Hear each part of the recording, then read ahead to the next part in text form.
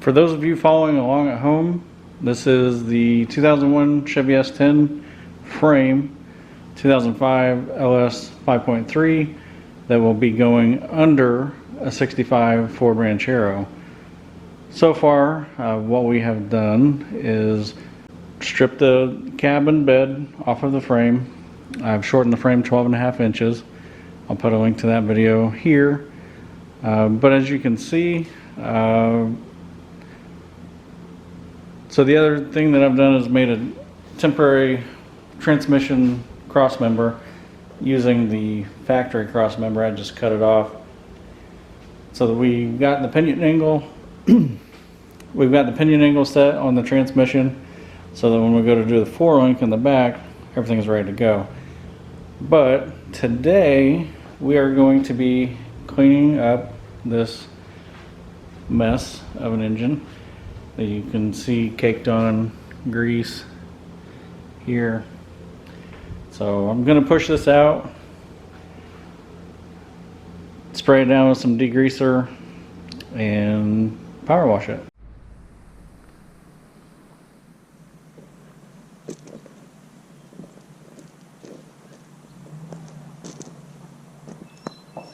Alright, just got the frame back in.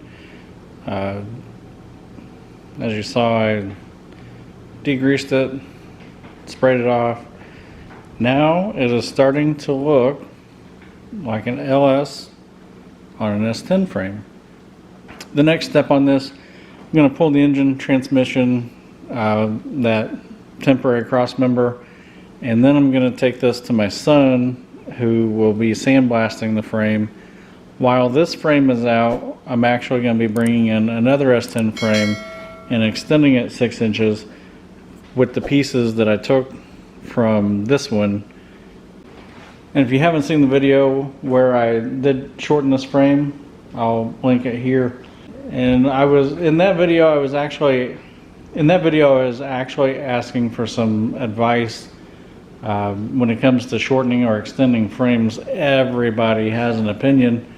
So I wanted to see if I could get some feedback on what I did, and I won't spoil that for you. But I think I had some decent views on that video, and nobody challenged the decision I made or the method I went with. So I'm going to be doing the same on the frame that I'm extending, so I'll be posting that video fairly shortly. With that being said, if you want to get caught up on this project, I've got a playlist in the description below. I'll put that here also. And if you want to follow going forward, like I said, it's a 1965 Ford Ranchero. You can see it right here.